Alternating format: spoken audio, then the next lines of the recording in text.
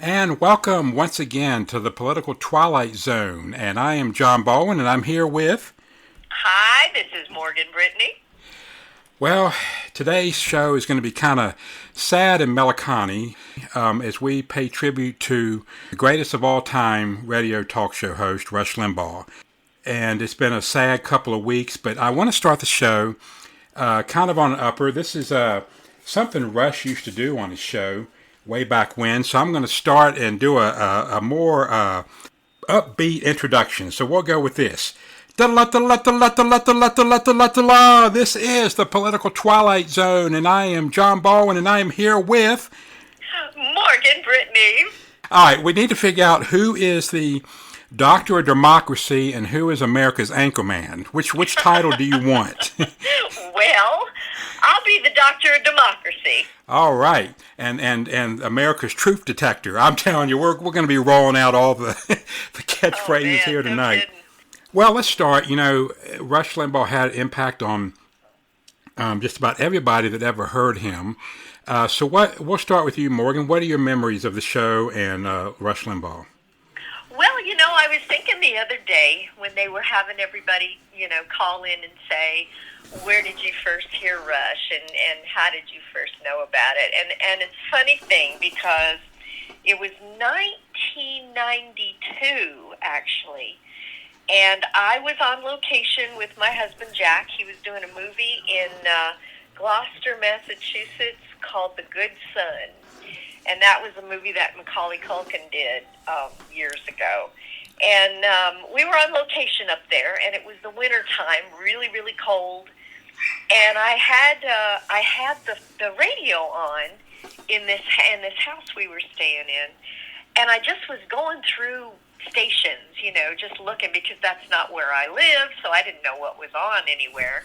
And I happened to just get a really good signal with this 1 a.m. station. And I started listening to it. And now, years before that, do you remember, I don't know whether you remember or not, but there used to be an anchorman, talk show host, very conservative guy named George Putnam. He was out here in Los Angeles. He was originally a newsman, and then he got a radio show, and he was very bombastic and kind of along the same vein of Rush. But I had listened to George, so I was a conservative by then. I was very much a Republican and conservative, and I turned on this radio, and I heard this voice coming out, and he was talking about the Clintons. And I just could not stop listening. I just sat down, I stopped what I was doing, and I just listened to this man talking just common sense, saying things nobody else would say, saying things that I was thinking in my head but dared not say anything. And I was just hooked right from that moment, and I had to find every single place I went to across this country. I had to find the AM station that carried Rush Limbaugh. Right. And, as the years went on, I know within the last probably 15 years, when I would go on a trip somewhere, if I was driving like from Virginia down through North Carolina or whatever, there was never a place where I would go where I could not pick up a radio station that was broadcasting the Rush Limbaugh show. Mm-hmm. So I can tell you, I don't remember the exact time that I first heard Rush Limbaugh. I know where I was working, one of my bosses there came in one day. We were just talking. He goes, "You got to hear this guy on the radio. I mean, he's just incredible." And so, within a short period of time, maybe a couple of days or whatever, I started listening to Rush. And like you said, my first thought, I'm like, whoa, this isn't your normal talk show radio host. And so I started listening, and, Rush had the ability, the left likes to say that Rush brainwashed all of us. The exact opposite happened. We finally had somebody on the radio, like you were indicating, that articulated what we all were feeling.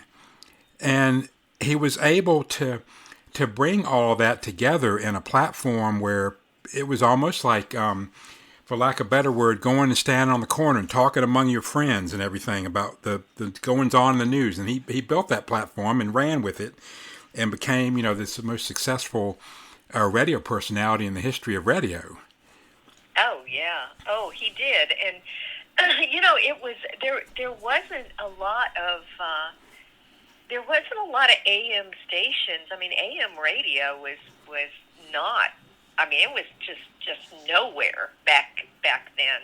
There were a few stations and traffic channels and things like that, but really AM radio had been overtaken by FM, and so it just he just restored AM radio back to what it had been years and years ago. I grew up, we didn't have early in the 50s, we didn't have a TV set, so we listened to the radio all the time. And at night, I remember listening to, there was a guy named Joe Pine, and Joe Pine was, ragging on all about how, things had to change, and we had to, I mean, it was really pretty interesting, and it kind of got me interested in what was going on. But it was nothing like what Rush did. Rush just had some magic, and he intertwined the serious with the humorous. Right. And that was one of the great things about him, because he could just be flat out, adamant and passionate and serious, and then in the next thing, you'd hear something funny come out of his mouth or one of his parodies, and it was amazing. That's how I think he grabbed his audience, because he not only could make them, get the passion inside for this country, but he could make us laugh at ourselves. Yep. He was bombastic, and he made some people uncomfortable, and that's why he did that on purpose. Particularly now I came along, I don't think he was still doing this much when I started listening, but I know when he first started his show, he would do what they called a caller abortion, where he would have the vacuum cleaner sound. But that was a great way to give people a, not necessarily visual thought, but a hearing thought about what abortion really was, and that maybe didn't know people maybe today still don't even know what's involved in an abortion, and so he was able to bring that out, and he made fun of and mocked liberals all the time. Yep. I've got several clips on him play during our show this evening. This is one that I found. I found on YouTube. There was a video, apparently C-SPAN in 1990, when Rush was doing his local radio show on WABC, went in and filmed him doing his show. And this is one of the parodies or little fun stories they did on there. This is hilarious.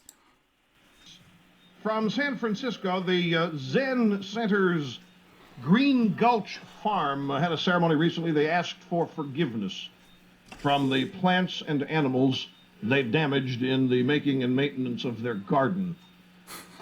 They had a plaque made in memoriam to all of the plants and animals that they trashed, killed, murdered while they built their garden. Here's how it reads: slugs and snails whom we have pursued for years, feeding you to the ducks, crushing you, trapping you, picking you off and tossing you over our fences, rats whom we poisoned and trapped and drowned, which is as the first dedication I've ever heard to a rat, the first rat rights group that I've ever seen.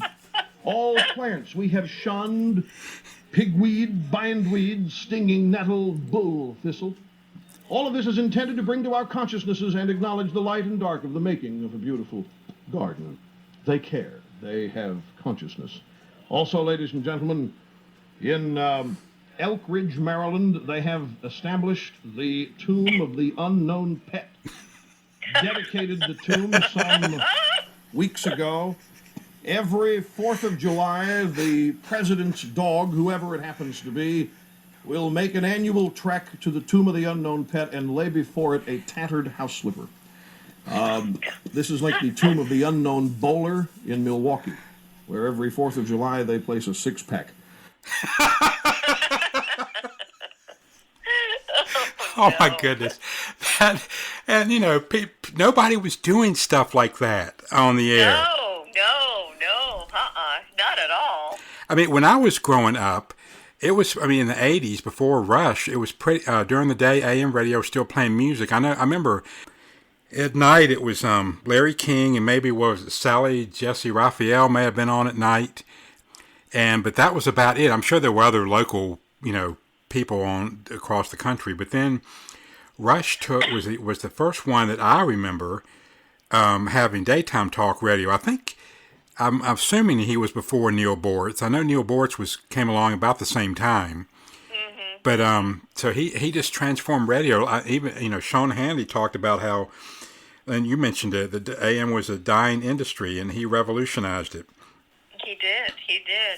And, I'm trying to think who else had a national show, because not too many. There were a lot of local stations, and like you said, there was music stations that would play top 40 and, that kind of stuff. And then there were nostalgia stations that would play back to the 40s music and 50s music and things like that. But there was nothing that had audience reach.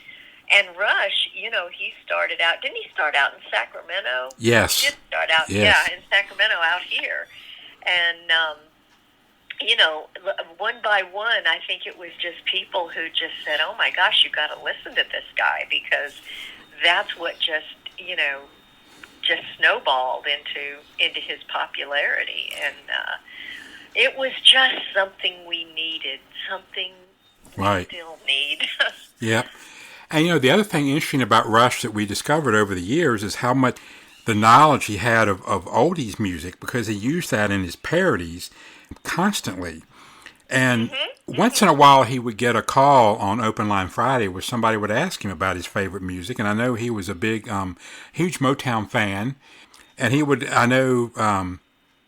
sometimes he would say something and he goes, folks, we've only just begun. The Carpenters, 1971, or something like that.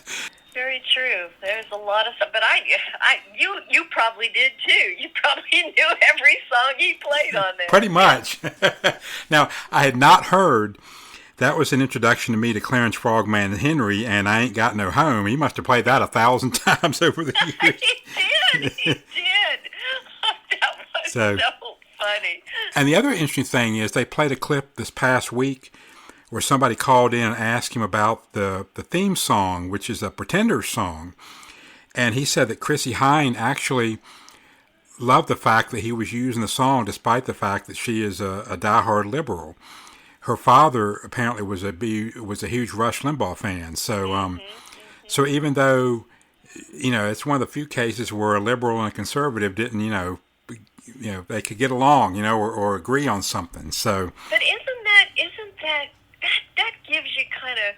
gives you hope in a sense, because she didn't have to be vindictive and say, no, you can't use my song. I'm going to sue you if you use my song. And she let him use that, for years and still on, Yeah.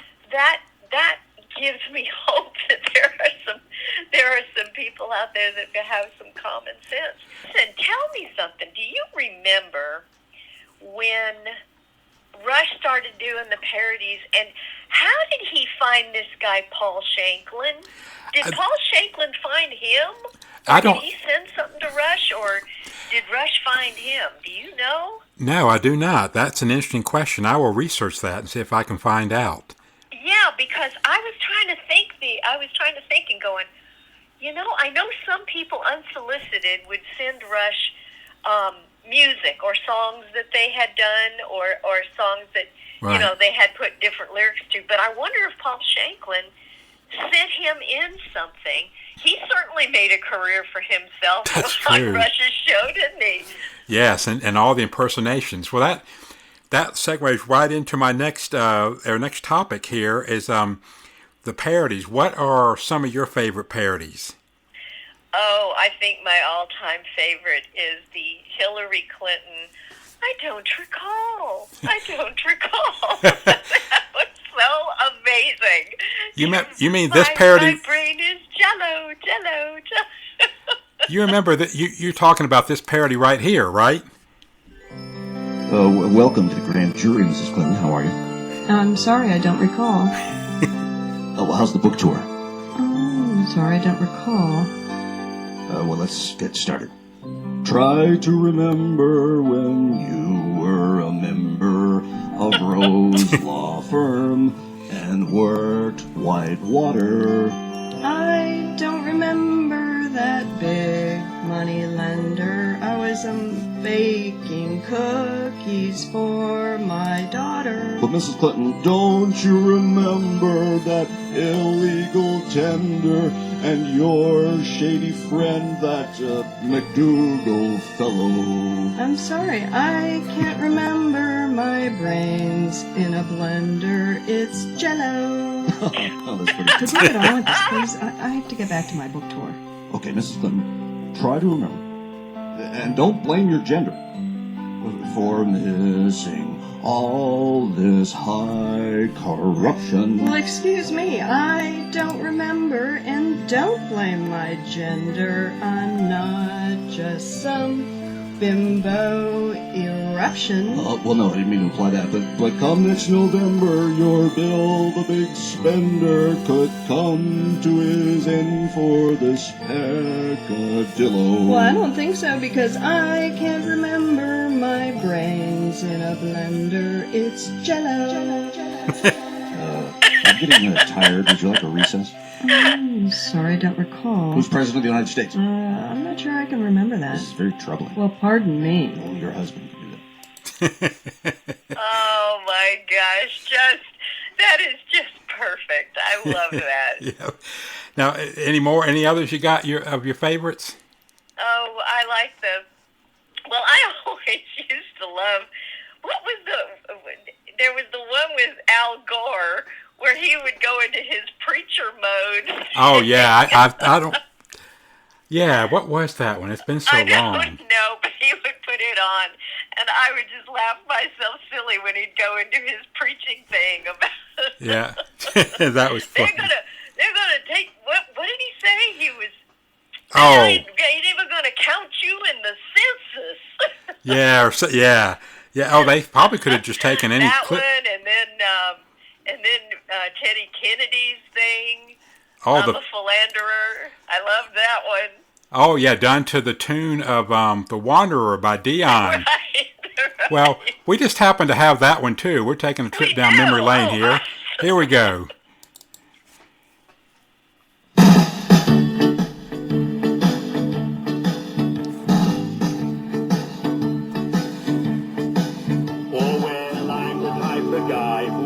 Settle down where pretty girls are. Well, you know that I'm around. I kiss 'em and I love 'em, 'cause to me they're all the same.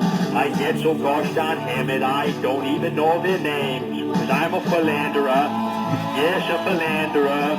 I sleep around. Well, my views are on the left, got a bimbo on the right. Only God will know where I'll be passing out tonight. And if you want to ask me which girl I love the best, I'll tear open my shirt, got Mother Rosie on my chest. 'Cause I'm a philanderer, yes, a philanderer. I sleep around. Oh, that's hilarious. So good. Oh, my goodness. Well, I was listening to one that clip from 1990, and I had forgotten about the David Dinkins parody. And that is just so hilarious. Done to the tune of Car 54, Where Are You? This is a short clip, but this is what that parody sounded like. There's a holdup in the Bronx. Brooklyn's broken out in fights. There's a traffic jam in Harlem that's backed up to Jackson Heights. There's a scoundrel short a child. Cruise ships do and I'm a wild. General David Dinkins, where are you? I love that. Oh, Just the man. way he did that. General David Dinkins, where are you? Oh yeah, really funny stuff. Didn't they have one too? What was the one they did on moving on up? The Jeffersons. Oh, You golly, remember I'd that? forgotten about that. Yes. I can't remember. Was that the housing thing or Probably. I don't know what it was, but all I Yeah. remember was the moving on up. Yeah. Yep. Yeah, Oh, my there's- goodness. Oh, he did so and such funny stuff. He did the thing on the. Remember the girls, the feminazis, and then their voices got higher. Oh, and higher. yes. We're fierce. We're in your face. We're feminists. We're fierce, and we're in your face. That's right. Yeah. Oh gosh, I'm so good. See, this is great. I mean, we all miss Rush, but it's so great, the memories that he leaves us all with too. Yep. Not just the political stuff, but you know what? You gotta laugh sometimes in your life. You do, you really do, or you'll cry. Seriously. Well, we were in we were texting back and forth the other day. I had forgotten about the at one point where for any female to get on the air on the show, they required them to send in a picture. Now that really had the feminist all up in arms. Oh yeah! Oh my gosh! That's right. What were they? Feminazis. Yeah, feminazis. Well, one of my other favorite parodies is because Paul Shanklin, whoever did this voice, had it perfect. And Rush was always doing a spoof of Al Sharpton speaking through one of those big megaphone things. So, and people don't realize this, that this parody I'm about to play is called Barack the Magic Negro. This was not something that Rush invented. He was mocking an article in the LA Times where they actually used that phrase. Oh, I remember. So, I remember that. That's right. People got all mad at him for doing that. And he said, I'm just, pointing out what the LA Times said. It's like the same thing like when they accused Trump of starting the birther movement. No, that was Hillary Clinton in 2008. Trump picked it up and ran with it in 2016, but he was not the originator of it. So, right. So here is Barack the Magic Negro.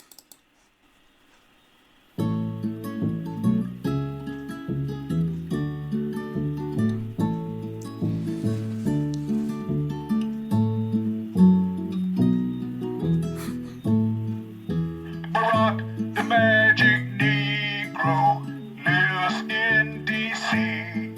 The LA Times, they call him that 'cause he's not authentic like me. Yeah, the guy from the LA paper said he make guilty whites feel good. They'll vote for him and not for me 'cause he's not from the hood. See, real black men like Snoop Dogg or me or Farrakhan have talked the talk and walked the walk, not coming late and won. Oh, Barack the Magic Negro lives in D.C. The LA Times, they called him that 'cause he's black but not authentically. Barack the Magic Negro lives in D.C. The LA Times, they called him that 'cause he's black but not authentically. Some say Barack's articulate and bright and new and clean. The media sure love this guy, a white interloper's dream. But when you vote for president, watch out and don't be fooled. Don't vote the Magic Negro in, 'cause I won't have nothing after all these years of sacrifice. I won't get justice. This is about justice. This is about justice. It's about buffet. I'm not having no buffet. And there's gonna be church contribution. And there ain't no cash in the collection plate. There ain't gonna be no cash money, no walking around money, no folding money. Now he's not gonna come in and say that he's authentic, that he's been in the street, in the struggle with the rest of us down here where all of us struggle. This is crazy. I'm not gonna have nothing. So, oh my God. And you had mentioned something about the Justice Brothers, and I was trying to find a clip of that somewhere, and I couldn't find it. But that's Rush used to do a thing. It was Sharpton and Jesse Jackson parody where they were like the Justice Brothers. So They probably purged it already. Yeah. It's probably all been taken down. You better save these clips before they're taken down. they'll probably come after me and send me a threatening email. Delete these from your hard drive. Well, Yeah. That's another example of Rush being ahead of the times, because he called them the Justice Brothers. I don't think the term social justice had even been used much when he started doing that. And No, I don't think so either. he was so ahead of the times. And one thing that always impressed me so much about his show was his ability to make it sound fresh every day. And that can't be an easy thing to do. No, I'm sure not. I mean, 3 hours a day just off the cuff, you know. Right. But you know what? The thing that interested me, which I listened to a clip this week about, I forget who was hosting. Maybe it was Mark Stein with his wife that day. Mm-hmm. Could have been.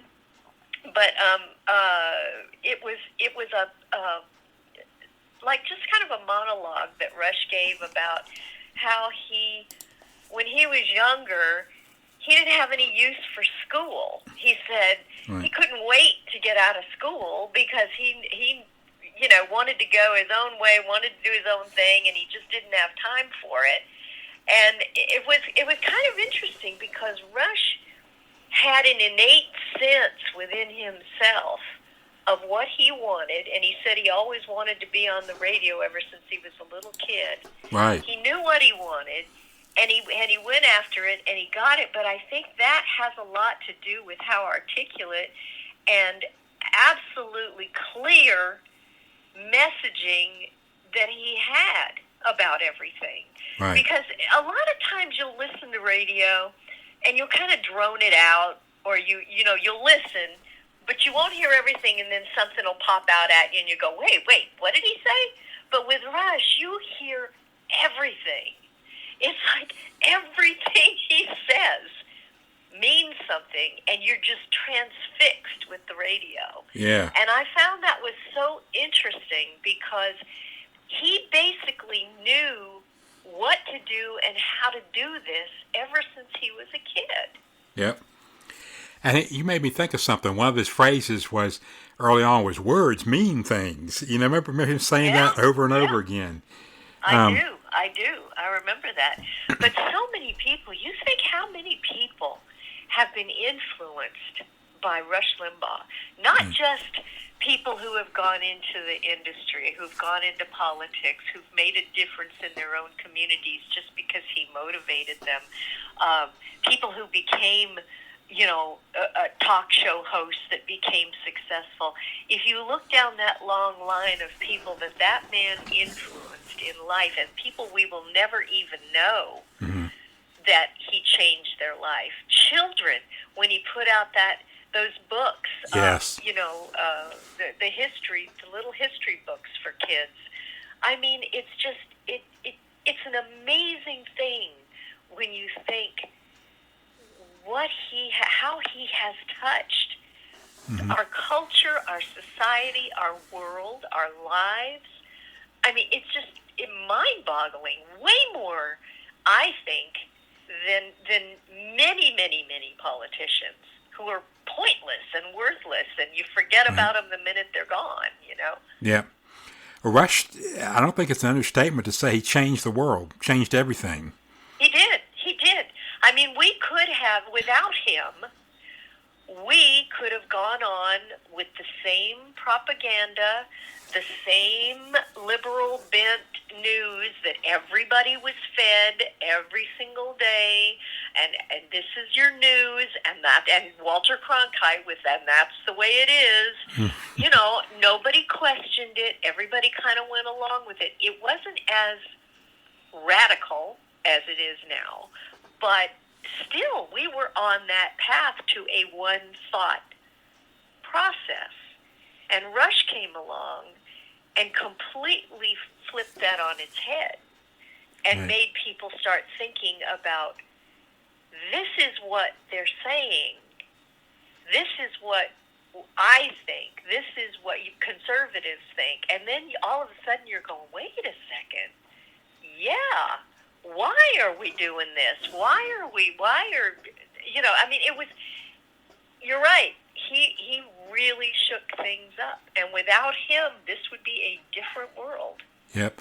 I was listening to Newt Gingrich a couple of days after Rush passed away, and he was on with Sean Hannity, and he said, I really think that without Rush, we would not have had the contract with America and the success that we had in the midterms in 1994. I never thought about that before, but he said our gains in the House were largely in part because of Rush's effort to get the word out and to spread conservatism.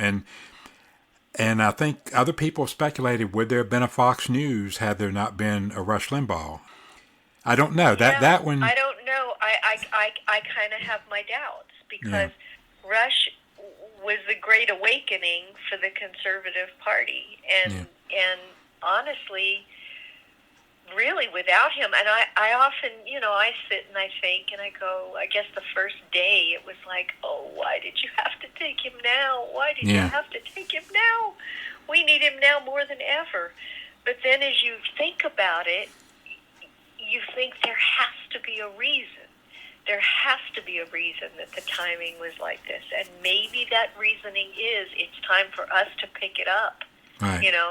It's maybe now it's time for the American people to say, all right, I'm carrying on. Rush taught us what we knew. Now it's our turn.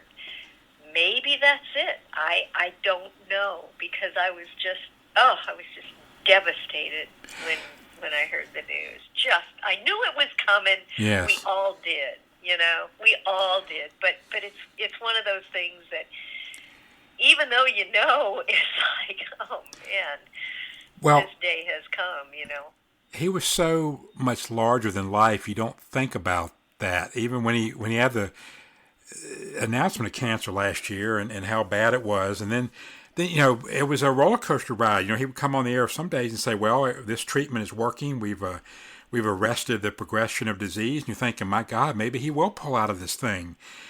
I started to get a bad feeling after his show. I think his last show was February 2nd or maybe the 3rd, and then he had treatment week, and then he didn't come back after treatment week. And I'm thinking it must be really progressing again. Yeah. Did you have the same feeling I did? It's like when the music comes on.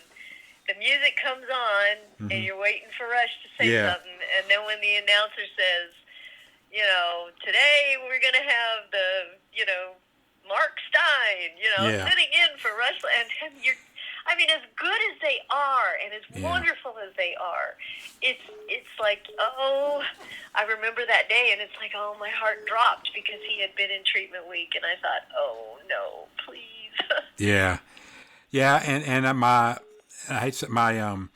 regiment each day for the last 25 years has been when 12:06 hits, I try to, even though I'm at work, I try to have my earphones on and try to tune into the show. And when that music drops, I know when I hear his voice, because you hear the news and you have a certain thought about it, and you want to hear what Rush says about it. And right. So. Right.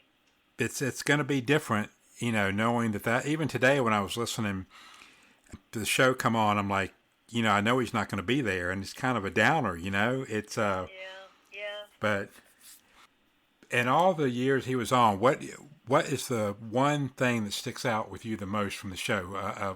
Some occurrence that happened on the show. Oh gosh, he had so many great callers that would call in. And bring up subjects that were just amazing, and he would I think there was one liberal or somebody who had been a liberal or a socialist or something, and the guy said, I used to be that, but I started listening to you, and it completely changed my life around. And Rush was just like, he was kind of flabbergasted, but it was one of those moments where you actually think, wow, we can make a difference. We really can, Right. So I think that was one of the points, one of the turning points for me. Of course, gosh, there's just so many things that I can't pick one out, really. Well, I have one, but you mentioned something about a caller that came in and said they used to be a liberal. This is, that was perfect, because I had a clip. I wasn't sure whether I was going to play this or not, but this is another clip from his 1990 show, and This is a liberal that called in that listened to Rush, and this is how this went. It's pretty funny. Anyway, I just wanted to tell you about a little club that has formed down here in Wilmington, North Carolina. Mm-hmm. It's called Liberals in Agreement with Rush, or Liar, as we like to call it for short. But that was a group called Liar, Liberals in Agreement with Rush. That was hilarious. To me, the one moment that sticks out in my mind, because I was listening when it happened, and I think it really put, the show was already, skyrocketing, but this really put Rush in the stratosphere. But it was also a huge career risk. It was October of 1992, and you probably remember this, but I'm just going to play it, and because I don't want to give it any fanfare to start with. I just want people to hear it as it happened on his show. But I, ladies and gentlemen, here at 12 minutes after the hour, on the 22nd of October, I'm here to tell you that I have decided to endorse the candidacy of Bill Clinton for president. No, I'm not crying. I'm just talk about having no choice. Talk about it's the only way I think the country can really, truly be saved. I wish I wouldn't have to. I would love to sit here and continue the charade of being for President Bush, but I can't. So there. I'm sure that you understand this has not been easy. I've had to weigh my thoughts very carefully. I've had to weigh this decision. I've thought about it a lot. I've talked to a lot of people. I have not made this decision lightly. So, now you see why I want to go home? Let me just go to the phones. Camille in Brooklyn. Camille, hi. Rush Limbaugh, welcome to the program. Yes. Well, I'm surprised you said that you voted for Clinton. I'm really shocked. I can't believe you threw in the towel. Well, I really can't believe it. I'm in shock here. You have me in tears. well, I don't feel so hot either. I'm just telling you, but it's I've been Clinton of all people. I've been watching your show at night. I just can't believe you said that. I just can't believe it. I'm really disappointed in you. you have to do what you think is right. But Clinton, that slime ball, how could you even think of voting for that? Oh, my God. I just can't talk no more. I just can't. I'm sorry.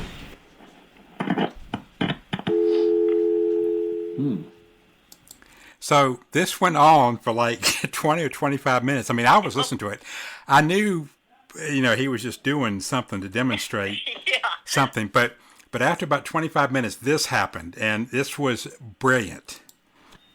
Phyllis in the Bronx in New York, hello. Hello, my name is Phyllis. Yes, ma'am. I am a conservative, and I back my president 100%.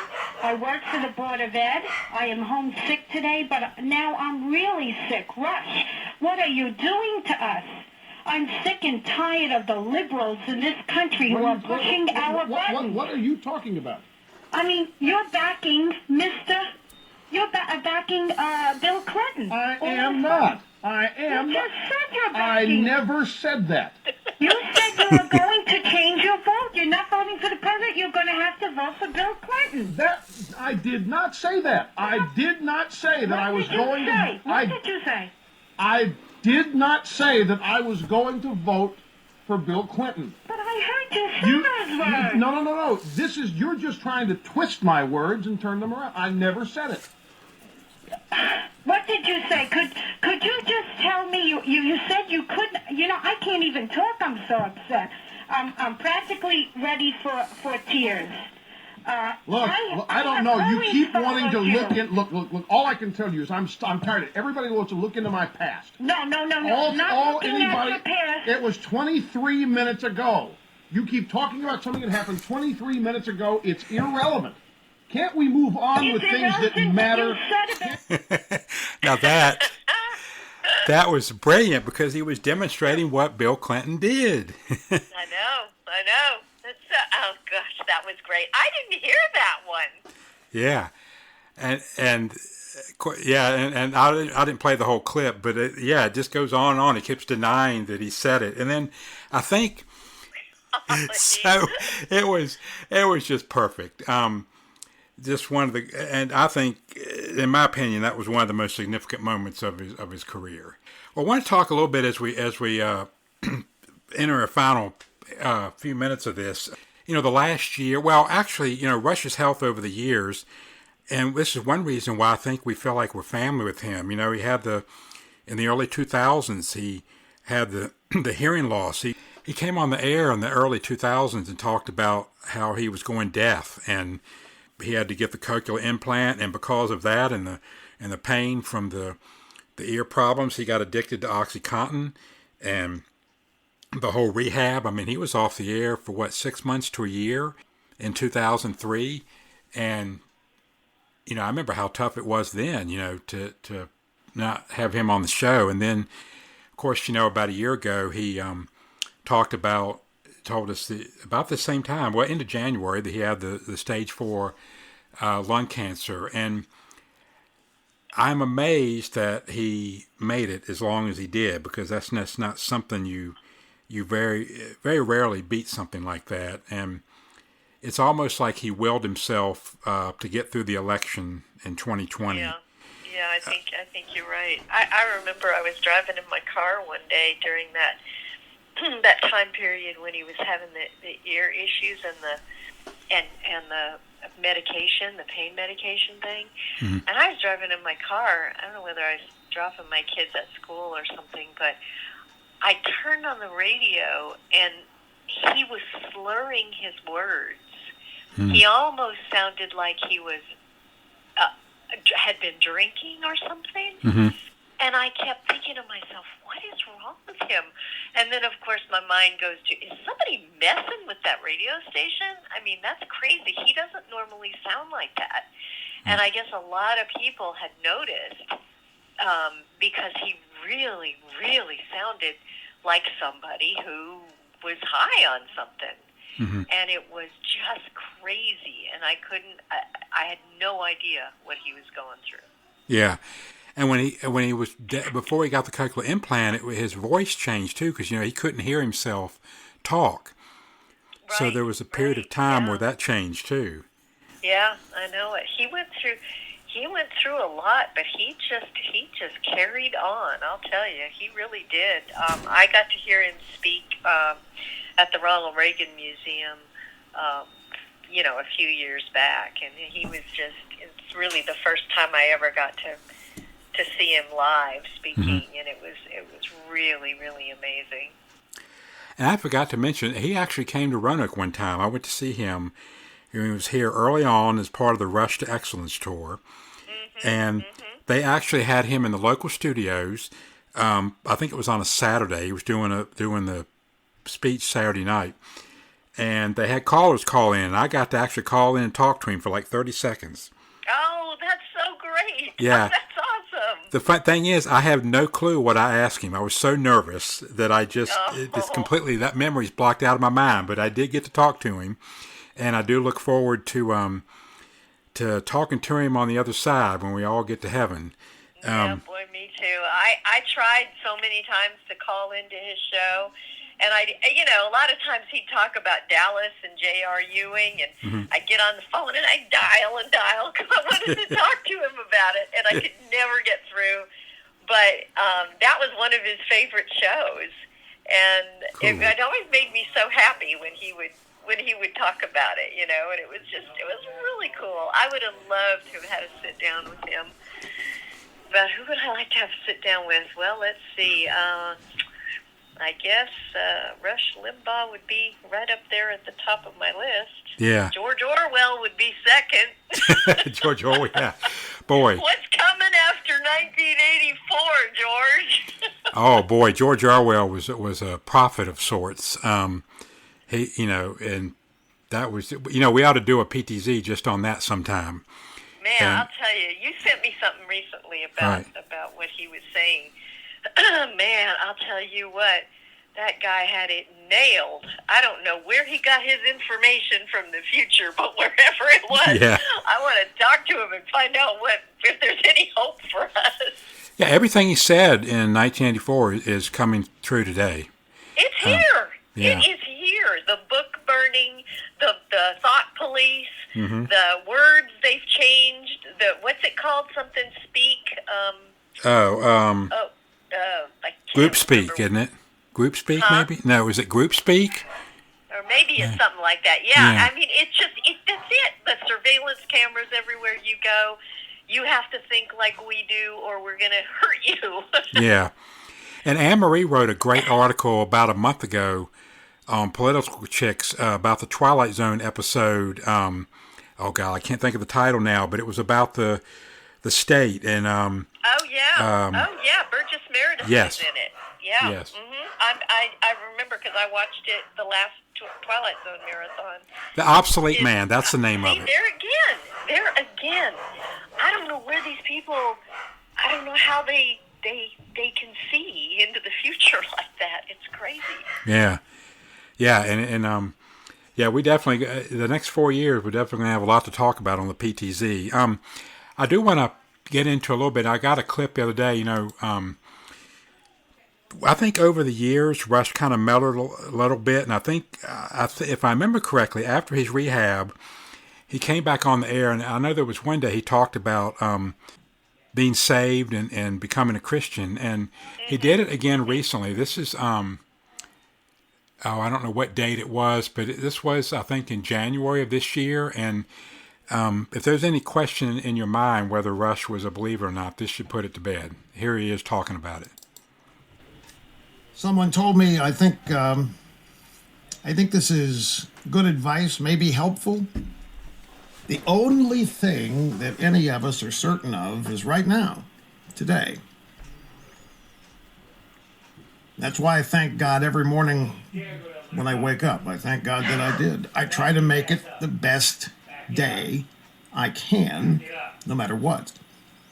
Don't look too far ahead. I certainly don't look too far back. I try to remain as committed to the idea what's supposed to happen will happen when it's meant to. I mentioned at the outset of this, on the first day I told you that I have a personal relationship with Jesus Christ. It is of immense value, strength, confidence. And that's why I'm able to remain fully committed to the idea that what is supposed to happen will happen when it's meant to. There's some comfort in knowing that some things are not in our hands. There's a lot of fear associated with that too, but there is some comfort. It's helpful. God, it's helpful to be able to trust and to believe in a higher plan. So, again, let me just thank all of you for your support, your prayers. I send the same to all of you through anything that you are facing.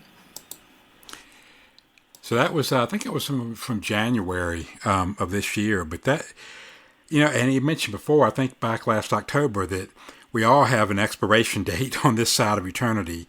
And like you said earlier, though, we're hoping that his would be a little bit later than it is. In my own faith, I find comfort in that. I know that as soon as I draw my last breath here on this side of eternity, I'm going to be with Jesus in heaven. So I don't fear death. I really don't want to die jumping out of a plane without a parachute, but I don't fear the actual event of it because this is just the beginning. So this is, and last thing I want to play here before we have our closing thought. This is Bo Snerdley was on with Sean Hannity, and I thought what he said was really nice and very moving.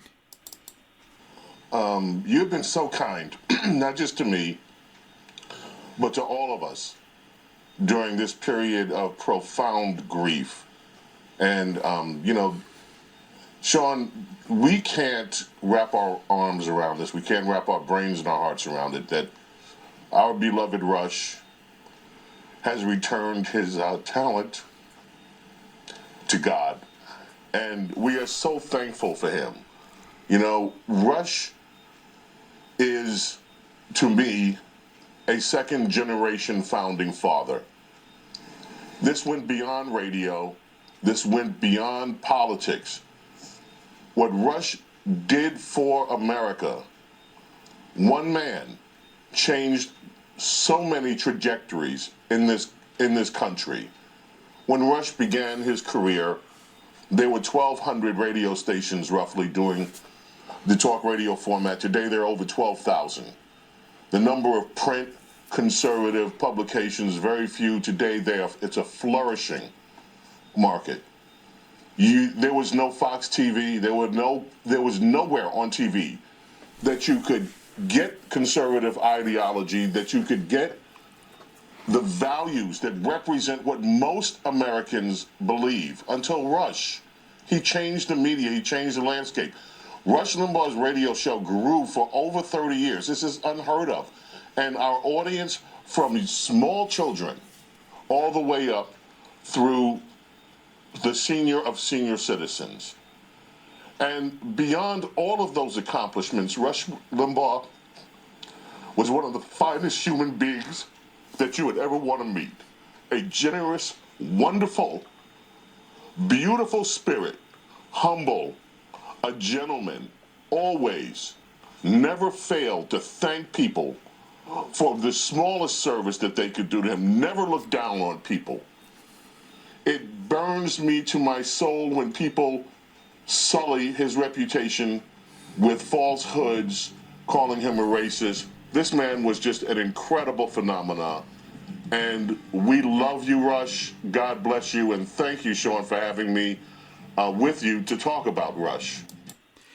Oh, that's very moving. And I feel the same way. I avoided, and I'm not going to talk about it now, but some of the comments I've seen from leftists, and we'll cover this in a future PTZ because I'm not going to let it go unchallenged.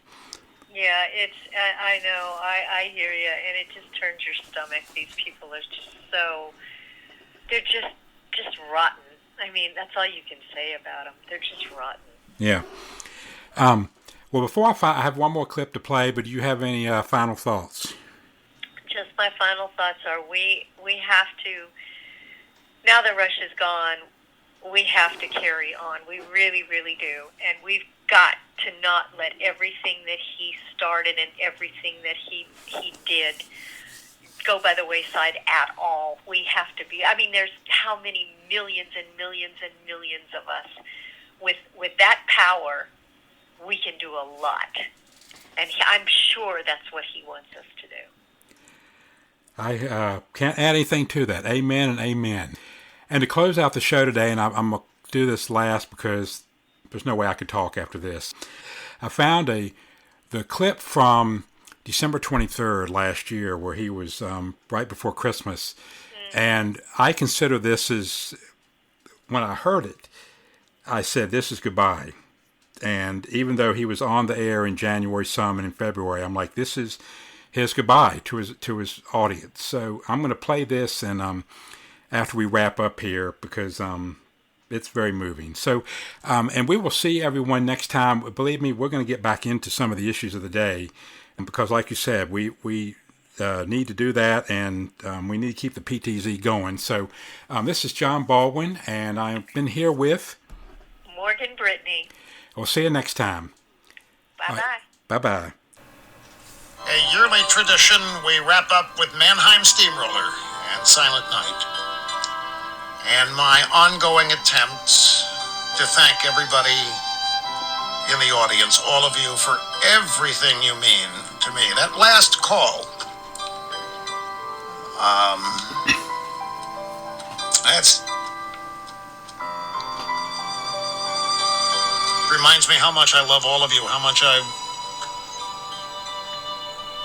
so appreciate everything you've meant to me and my family. You don't have any idea how. I know so many people think this program has changed their lives for the better. You have no idea what you all have meant to me and my family. The day is going to come, folks, where I'm not going to be able to do this. I don't know when that is. I want to be able to do it for as long as I want to do it. But the day will come where I'm not going to be able to. And I want you to understand that even when the day comes, I'd like to be here. Because I have this sense of needing to constantly show my appreciation for all that you have done and meant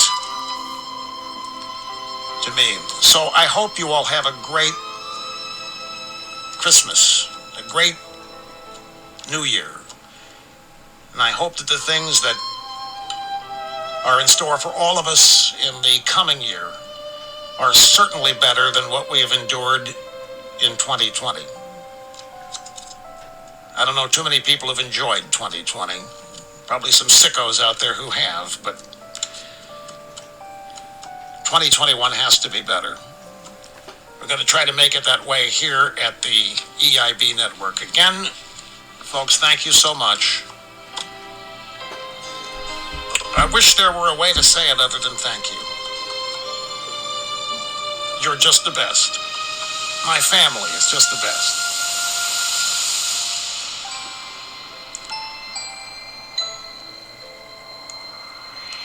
Thank you.